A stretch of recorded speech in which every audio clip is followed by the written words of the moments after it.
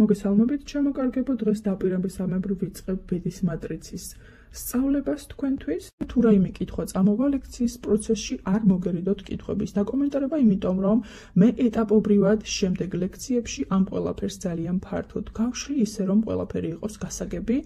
ბევრს აღარ გავაგრძელებ ახლა, არ გადაახვიოთ ვიდეო, იმიტომ რომ კრიტიკულად მნიშვნელოვანია სრულად მოისმინოთ ინფორმაცია, ვინაიდან შეიძლება გამოტოვოთ ძალიან მნიშვნელოვანი ინფორმაცია. ასევე პირველივე ვიდეოს ფონზე ნუ გახსნით თქვენს მატრიცებს და ნუ დაიწყებთ დაანგარიშებას, იმიტომ რომ შესაძლოა დაუშვათ კრიტიკული შეცდომები, დაიპროგრამოთ თქვენი თავი ნეგატიური ენერგიებით და მოიზიდოთ თქვენს რეალობაში ნეგატიური ენერგიები. ასე რომ ნელ-ნელა ჩემოკარგებო ეტაპობრივად ყველაფერს გასწავლით. ახლა კი გადავიდეთ თვითონ პროცესზე.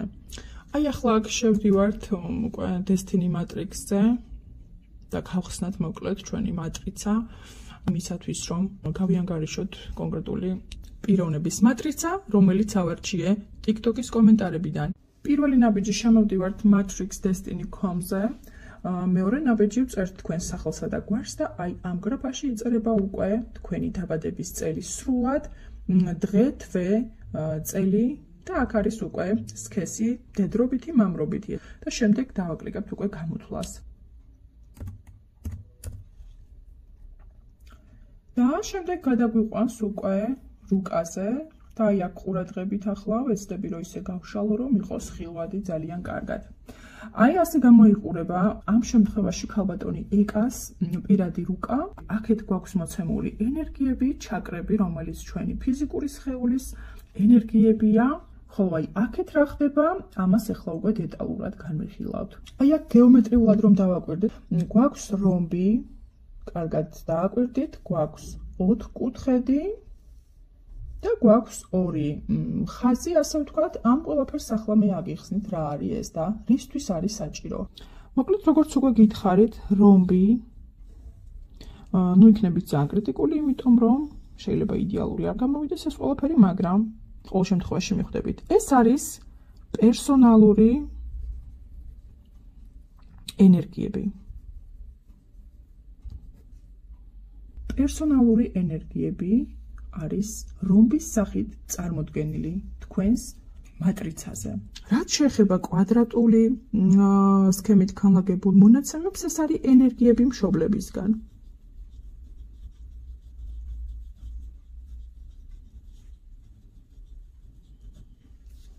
ენერგიები, რომელიც გერგოთ მშობლებისგან, ეს არის კვადრატული განლაგებით წარმოდგენილი თქვენს მატრიცაზე. ასევე გვაქვს 2 სწორი ხაზი და რა არის ეს ყველაფერი, ხო? ეს არის მიწა და ეს არის ცა. ანუ ენერგიები, რომლებიც არის წარმოდგენილი აი აქ და აქ. შესაბამისად, აი ეს არის მიწის ხაზი, ეს არის ცის, ასე ვთქვათ, ციური ხაზი. ეხლა აი აქ ძალიან მნიშვნელოვანია ამ კონკრეტული ენერგიების პოზიტიური და ნეგატიური ასპექტები. ენერგიები, რომლებიც განლაგებული არის აი ამ სექციაში, ყოველთვის არის დადებითი ხასიათის მატარებლები. ხოლო ენერგიები, რომლებიც არიან გამოსახული აი ამ მონაკვეთში, ყოველთვის არიან ნეგატიური ასპექტის წარმომადგენლები, ანუ ნეგატიური ენერგიების მატარებლები.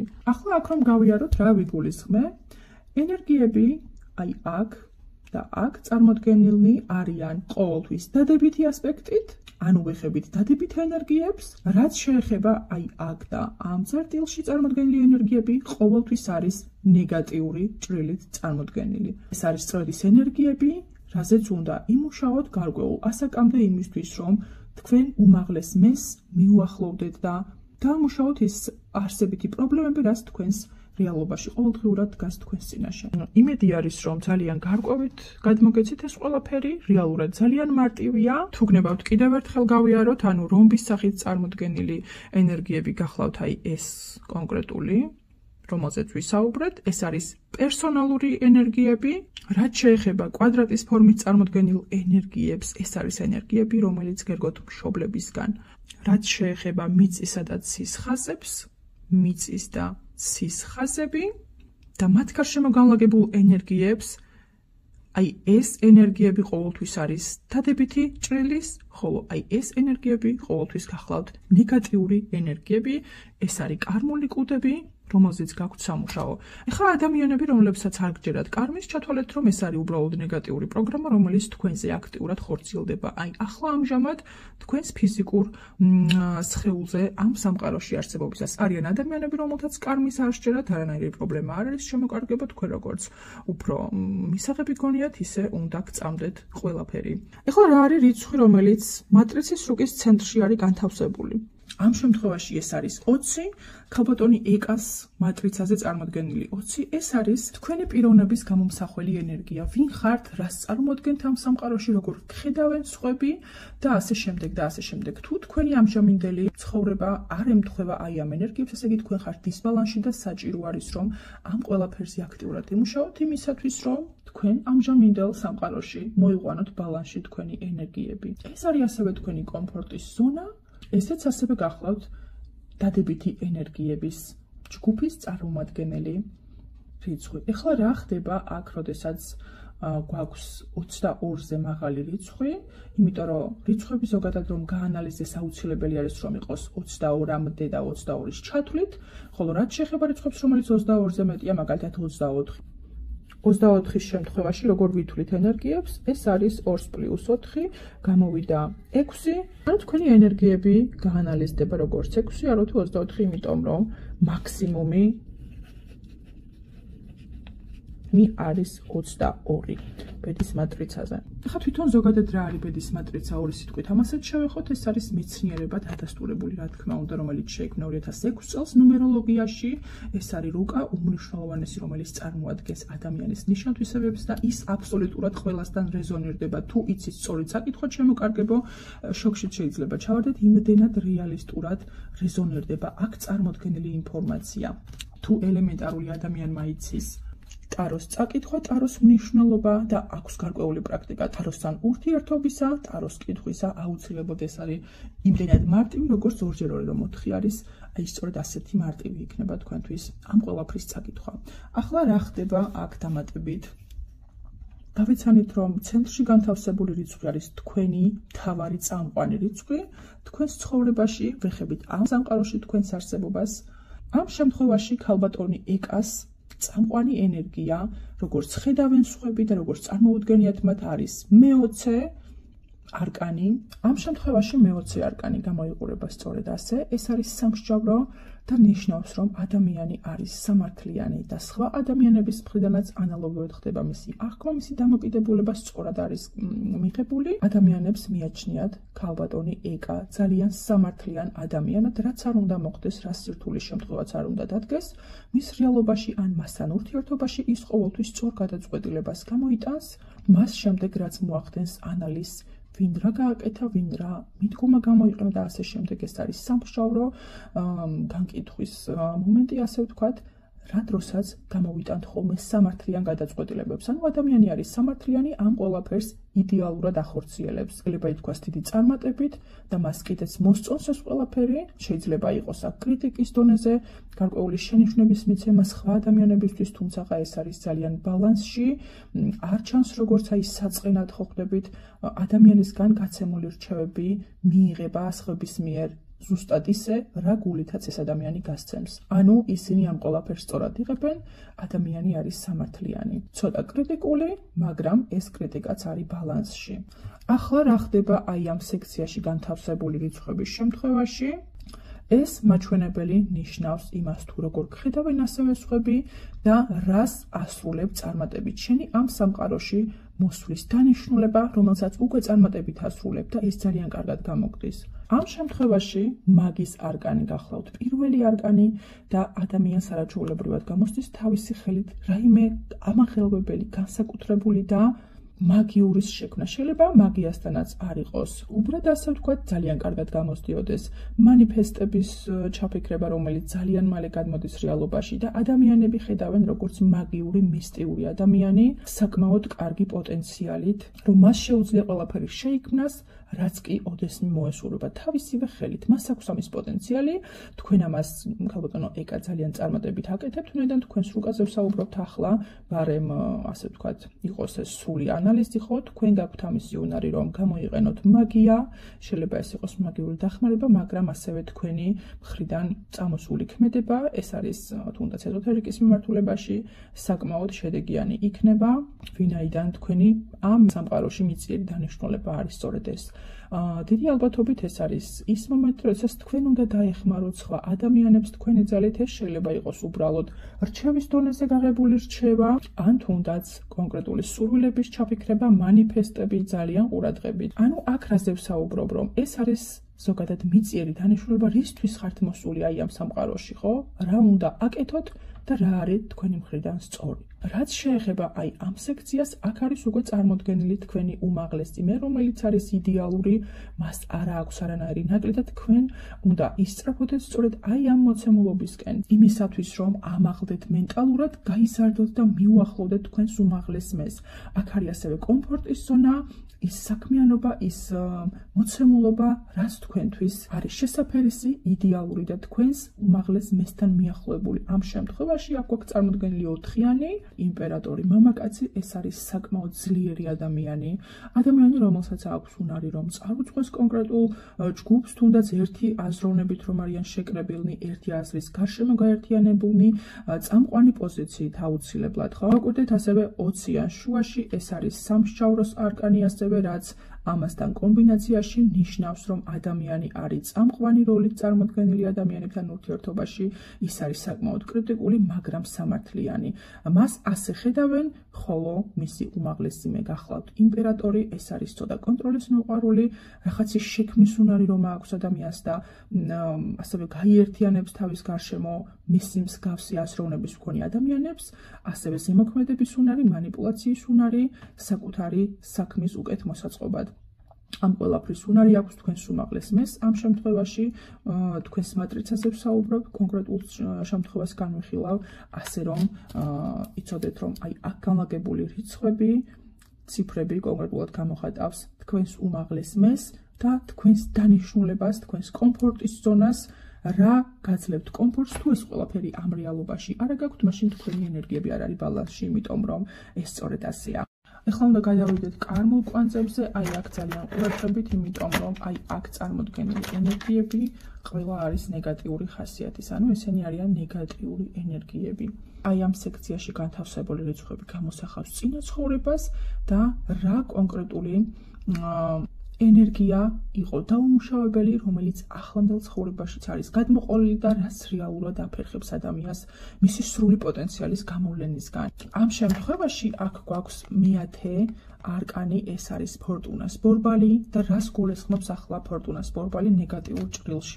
ეს არის მოცემულობები, როდესაც თითქოს იღბალი თქვენ მხარეს არ არის, წარუმატებლობები, როდესაც მოცემულობები ისეთი სცენარებით არ ვითარდება, როგორც უნდა ვითარდებოდეს. ამ შემთხვევაში უნდა მიხვდეთ, რომ არის ზოგჯერ მოცემულობები, როდესაც გარეგანი ზემოქმედების შედეგად არ ვითარდება ხოლმე სასურველი სცენარი და აქ თქვენში არ არის პრობლემა, მაგრამ აი აქ ადამიანი შეიძლება დეპრესიაშიც კი ჩავარდეს იმის ფონზე, რომ იღბალი მის მხარეს არ არის, იმის გამოვლენებით, რომ მოცემულობები სასურველი მიმართულებით არ რეალიზდება საბოლოოდ, ხო? როდესაც ადამიანი ვერ აკონტროლებს სიტუაციას, ეს არის კონტროლის მოყვარული ადამიანი, ჩვენ როგორც ზემოთ აღვნიშნეთ და ასევე კრიტიკის ძალიან მოყვარული ადამიანი და ამ ფონზე, როდესაც ის კონკრეტულ მოცემულობას ვერ აკონტროლებს, აი აქ სასწაულად ემოციურ მდგომარეობაში ვარდება ადამიანი ამ ფონზე. გაკვეთილი ასეთ დროს არის ის, რომ ზოგჯერ უნდა ისწავლოთ უკან დახევა ერთი ნაბიჯით და მისცეთ მოცემულობებს იმის საშუალება, რომ განვითარდეს სწორედ ისეთი სცენარით, როგორც ეს დაგეგმილი აქვს თუნდაც გარეგანი ზემოქმედების ძალებს, თუნდაც არის სამყაროს ძალები ან სხვა ადამიანები. იმიტომ რომ ზოგჯერ თუ გაუშვებთ კონტროლის სადავეებს ხელიდან და ყველაფერს არ ჩავეჭიდებით, ყველაფერს არ გავაკრიტიკებთ, შეიძლება უკეთესიც კი იყოს ეს ჩვენ. ასე რომ ამ შემთხვევაში ეს არის წინა ცხოვრებიდან გადმოყოლილი კვანძები, რომელზეც არის სერიოზულად სამუშაო, ხოლო აი აქ ეს კარმული კვანძი გახლავთ ის ნეგატიური ენერგია, რომელიც დაბადებიდან ადამიანს დაყვა და ეს არის მიწიერ სამყაროში ნეგატიური მოქმედების კვანძი, რომელიც ამოქმედდება 40 წლის ზემოთ, იმიტომ რომ თქვენ გეძლევათ აი ეს ამდენი დრო 40 წლამდე რომ გადაამუშავოთ აი ეს წინაცხოვრებიდან გადმოყოლილი კვანძი, ხოლო თუ აი 40 წლამდე ვერ მოხდა ამისი გადამუშავება, აქ უკვე ვეხებით პრობლემას, რომელიც 40 წლიდან უნდა ამოქმედდეს და ეს არის მეხუთე არკანის ენერგიები, ხო? რას ნიშნავს ეს? როდესაც ადამიანური ურთიერთობები ხდება მოსაწყენი რაღაცა ამახელობელი მოვლენების დატრიალების გარეშე. ან თქვენ შედიხართ ურთიერთობაში ძალიან სწრაფად, როდესაც ურთიერთობა პრაქტიკულად ჯერ არ არის აქტიურ ფაზაში გადასული, მაგრამ თქვენ უკვე თვლით თავს აი ამ ურთიერთობის წამყვან ფიგურად და შემდეგ როდესაც რაღაც მოცემულობები ანალოგიური სცენარით არ მიმდინარეობს, თქვენთვის ეს ყველაფერი მოსაწყენია და ფიზიკურად უკვე აღარ გაქვთ სურვილი რომ გააგრძელოთ ეს ურთიერთობა. აქ ასევე რჩევის სახით გავაჟღერებ, რომ როდესაც მეხუთე არკანის ენერგიები ფიგურირებს აი ამ სექციაში, ხო, ძალიან ყურადღებით დააკვირდით, რომანტიკული ურთიერთობების მიმართულებით ყველა ადამიანისგან მოწოდებული რჩევა შეიძლება არ იყოს სასარგებლო თქვენთვის, ასე რომ თქვენი ჭკუით იმოქმედეთ ზოგჯერ უბრალოდ უნდა მისცეთ ნება მოცემულობებს რომ წავიდეს თავის გზაზე და უნდა ისწავლოთ ზედმეტი მოლოდინების გარეშე და სხვების ძალიან გამოუცდელი რჩევების ფონზე ადამიანების მობეზრება, გაშვება და ასე შემდეგ. აი აქ ახლა გადავდივართ შემდეგ ძალიან მნიშვნელოვან ეტაპზე. აქ არის ფინანსური ასპექტი, ხოლო ქვემოთ იმალება სასიყვარულო ურთიერთობები.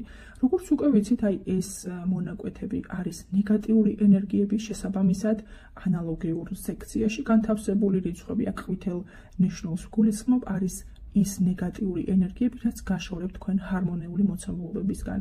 ამ შემთხვევაში შვიდიანების ენერგიები არის აქ მოცემული, რაც ფინანსური კეთილდღეობიდან გაშორებთ შემოწირფასო და ამასაც გეტყვით ახლა. ვიზუალურად რომ ძალიან ესეთი სახასიათო გამოვიდეს, ეს არის მე-7 არკანი, მეეტლის ენერგიები. როგორც უკვე ზემოთ გითხარით, ამ შემთხვევაში მეეტლე უნდა გავაანალიზოთ ნეგატიურ ასპექტში, როდესაც თქვენი გეგმები ისე არ მიდის, როგორც ეს უნდა მიდიოდეს, ადგილი აქვს საშინელი მოსწავებული აგრესიის გამოვლინებას, თქვენს უიღბლობაზე, დაუნდურებას, ცემულობების სადავეები, კონტროლის სადავეები, როდესაც დაკარგულია, ეს თქვენთვის სიკვდილის ტოლფასია. მერე მოდის უკმაყოფილება, კონკრეტულად ამაზე არის სამუშაო, იმიტომ რომ აქ ამ შემთხვევაში არის მინიშნება და რჩევა, რომ ძალიან მალე არ უნდა დანებდეთ თუ თქვენი მიზანი ერთსა და ორ თვეში არ გადმოვიდა რეალობაში. ეს იმას არ ნიშნავს, რომ ფარხმალი უნდა დაკაროთ, ხელი უნდა ჩაიქნიოთ, უბარაქობას უნდა დაემდუროთ, უიღბლობის გამო უნდა დეპრესიაში ჩავარდეთ, თუ კონტროლი არ გაქვთ სიტუაციების და საერთოდ თავი უნდა დაანებოთ ან აგრესიები მოგაწვეთ. თქვენც უნდა იმოქმედოთ სათანადოდ, მოეკიდოთ მოთმინებით, გაგებით და რა თქმა უნდა ძალიან მალე ხელი არ უნდა აიღოთ თქვენს გეგმებზე და საომავლო მიზნებზე. რაც შეეხება აი ამ ენერგიებს, ეს არის ის ენერგიები და ის პროფესია კონკრეტული, რომელიც თქვენთვის არის გაცილებით კარგი ფინანსური შემოსავლის მომტანი. ეს იმას არ ნიშნავს, რომ თქვენ სხვა პროფესიებში ჩაფლავდებით, მაგრამ ძალიან მარტივად იშოვიდით აი ამ მიმართულებით ფინანსურ შემოსავალს, ვიდრე სხვა მიმართულებით. როგორც გითხარით, ეს არ გამორიცხავს სხვა პროფესიის არჩევას და ასე შემდეგ და ასე შემდეგ. ეხლა გადავიდეთ სასიყვარულო ურთიერთობებზე. ეს არის თქვენი კარმული კვანძი, რომელიც წარსული ცხოვრებიდან გაქვთ გადმოყოლილი. ამაზე უკვე ვისაუბრეთ, რომ ეს ფაქტორები თუ არ დამუშავდა, 40 წლიდან პარალელურ რეჟიმში აქტიურდება მეორე კარმული კვანძი, რომელიც ამასთან ერთად შემოგიტევთ მთელი ძალით და ნამდვილად არ არის ეს სასურველი მომენტი, ასე რომ უფრო მეტად სამუშაო გაქვთ აი ამ სექციაზე. თუ ხართ 40 წლამდე, რა თქმა უნდა, თუ ხართ 40 წლის ზევით, მაშინ ორივე თქვენთვის უმნიშვნელოვანესია. ეხლა აქ ნეგატიურ ასპექტში მესამე არკანი რატომ მოვიდა და რას ნიშნავს ეს ყველაფერი? მესამე არკანი ეს არის იმპერატორი, ნაყოფიერების, ქალურობის და სიუხვის სიმბოლო, როდესაც ადამიანს შეგიძლია ენდო და ადამიანი არის წარმოდგენილი არაჩვეულებრივი ენერგიებით, ხო, ყველაფერი აქვს მას, რაც ადამიანს უნდა ქონდეს, მაგრამ ამ შემთხვევაში რა ხდება, როდესაც ეს ნეგატიურ ჭრილში განიხილება, აქ არის პარტნიორულ ურთიერთობებში ეჭვიანობა, დაბალი თვითშეფასება, როდესაც უყურადღებას ვითხოვთ ადამიანისგან, ეს სიტუაცია არის აქ. ბავშვურობა, როდესაც ადამიანი ურთიერთობებში არის ბავშვური, აქ კიდევ დამატებით ეს წარსული ტრამვის გამოვლინება, თუმცა აი აქ სამუშაო გაქვთ ძირითადად ეჭვიანობაზე, არაჯანსაღ მოთხოვნებზე და ბავშვურ არარეალისტურ დამოკიდებულებაზე თქვენი პარტნიორისადმი. რაც შეეხება აი ამ სექციას, გულის ქვემოთ რომ არის, აქ განიხილება პარტნიორი, რომელიც თქვენთვის არის იდეალური. მაგრამ ნახეთ აქ ძალიან საინტერესო ფაქტორია. თუ თქვენ თვითონ აი ეს მე-13 არკანის ენერგიები, რომელიც ყველაზე მისტიურია არკანთა შორის, ეს არის სიკვდილი, მე-13 არკანი. თუ თქვენ თვითონ ეს ასპექტი გაქვთ დამუშავებული ძალიან კარგად, მოიზიდავთ ისეთ პარტნიორს, რომელსაც ანალოგიურად ეს ასპექტი აქვს დამუშავებული ძალიან კარგად, მაგრამ თუ კი თქვენ აი ამაზე საერთოდ არ გიმუშავიათ, ხო? რაღაცის დასასრული ყოველთვის არის რაღაცის დასაწყისი, რა უნდა დაასრულოთ, აი აქ რასაც ვისაუბრე, რომ დაიწყოს აბსოლუტურად ახალი მოცემულობები, ხო?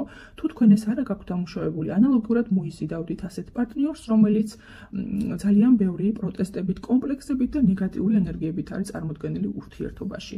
მიხვდით, ხო, რაზე ვსაუბრობთ? ანუ არსებითად გადამწყვეტი არის ამ ენერგიებზე მუშაობა იმისთვის, რომ პარტნიორული ურთიერთობაც ანალოგიურად მოვიზიდოთ ისეთი, როგორც ჩვენ გვინდა, რაც შეეხება აი ამ სექციას, აქ არის იდეალური პროფესია, რომელიც სხვა პროფესიებს არ გამორიცხავს, მაგრამ აქ უფრო გაცილებით მარტივად მოვიდო და ფინანსები თქვენთან, ვიდრე სხვა პროფესიაში.